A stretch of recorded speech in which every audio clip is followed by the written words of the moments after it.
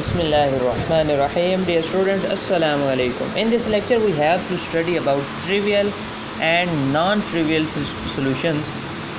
First of all, in the previous lecture, we have studied about the system of linear equation, where we have studied about homogeneous system of linear equations and non-homogeneous system of linear equation. But in this lecture, we have to study about their solution.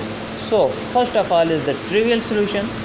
This is specified for the homogeneous system of linear equation. You can see in this example, all equations are equal to 0. So these are homogeneous system of linear equation.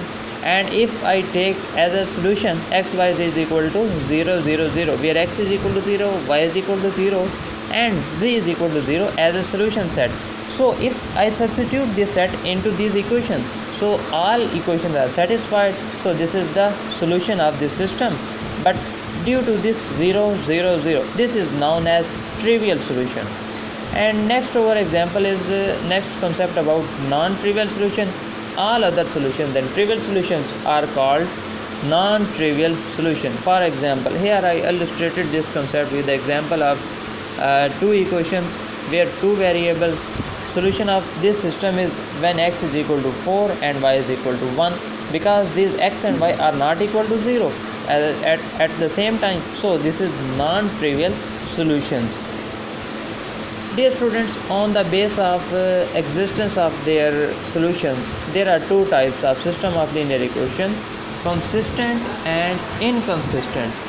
A system of linear equations which have at least one solution. If there is at least one solution of system of linear equation, then it is called consistent. And if there is no solution of a system of linear equation, so this is called inconsistent system of linear equation.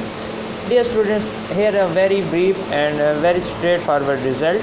Homogeneous system of linear equations, we know that always have at least one solution. Why homogeneous system of linear equations have always a one solution? Because they always have a trivial solution. So it is always consistent.